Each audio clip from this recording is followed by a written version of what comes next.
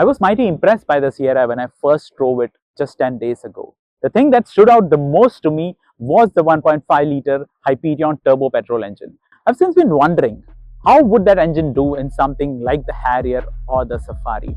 Today, Tata has decided to answer that question, and this is the Harrier with the 1.5-litre Hyperion.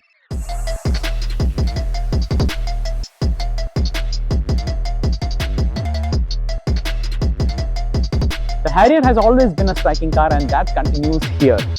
Full width LED bar as always, split grille as before, that looked great. And as we move to the side, it's a very recognizable silhouette. 18-inch wheels here, and we do have the 19-inch as an option on the red dark variant.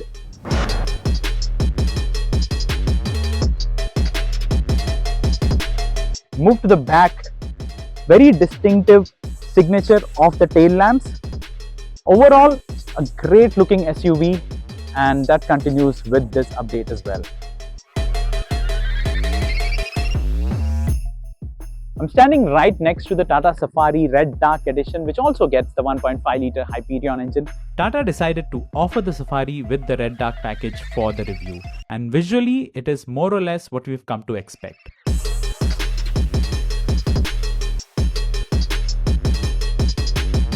Now it's red dark, so we know what to expect. Blacked out elements all over with some red here, and of course some red lettering to the sides and at the back.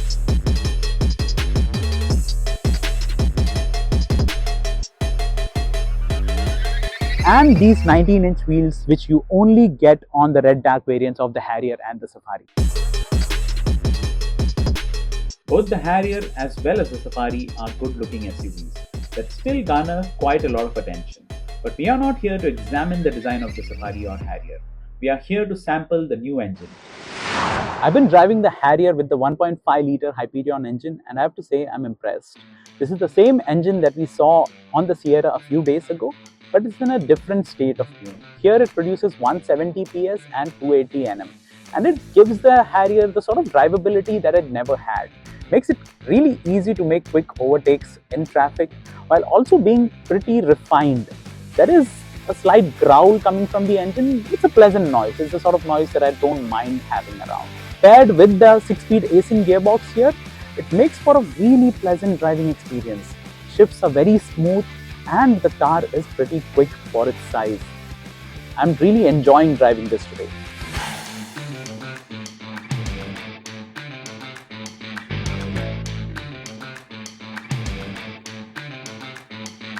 It's hard to overstate how much of a difference this new drivetrain makes. It is just that big of an upgrade. It makes the Harrier and Safari properly quick and has a torquey character that you typically find only in diesels. Suits the Harrier and Safari perfectly. More importantly, power is never in short supply, something I've been concerned about given that this is ultimately a 1.5-litre engine for what are pretty large SUVs. But the moment you start driving, that thought goes out the window.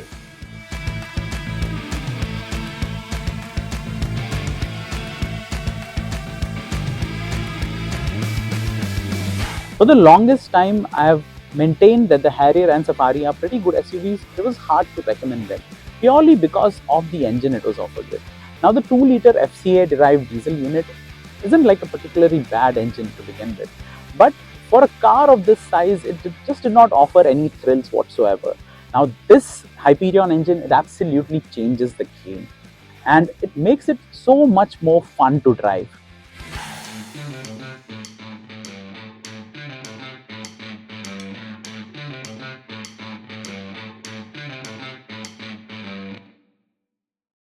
This dynamic combination here is judged perfectly for Indian roads. In fact, I'd like to stick my neck out and say that this is the best overall balance I've seen for an SUV at or below this price range. Sure, it is not the most spirited of handlers, and there is a good amount of body roll as well. But if I were to pick a car to do something like a 500-kilometer road trip, this would be it. Some of the better handlers in our market are caught out when they encounter bad roads, of which there are plenty in our country, and then they just aren't as pleasant to be in. These Tatas just steamroll everything that's thrown their way. And when you're not driving, there's a lot to appreciate about the cabin experience. Both the Safari as well as the Harrier were very well equipped to begin with, and with the two new trims that Tata has introduced, they've only gotten better. The first thing you notice when you get inside the Harrier are these white colored interiors. This is the first time that a Harrier is getting light colored upholstery, and it goes really well with the forward on the dash. There are a few features from the Harrier EV that have made their presence felt here. Number one is this display for the IRVM, pretty high res, and it also comes with a dash cam. Then there is this 14.5-inch display, again very responsive, high res, and particularly easy to use. A feature that really stands out is mirrors that automatically tilt when you engage reverse.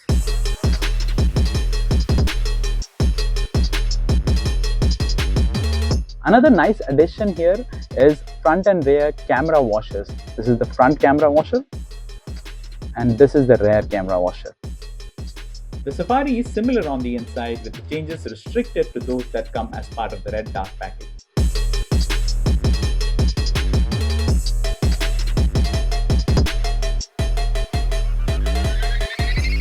Now we are in the back seat of the Tata Safari. This is a favorite among the chauffeur driven for a few reasons. This is of course not the captain seats variant, which has ventilated seats as well. And it's a fairly large, comfortable, supportive seat to begin with. And then I can use boss mode, move the seat in front of me to a position where I can really stretch out. Sunroof in itself also adds quite a bit of airiness to the cabin, and together with the new Hyperion engine, there's an added sense of refinement, and the ride quality as always has been brilliant. So this is all in all quite a good place to be.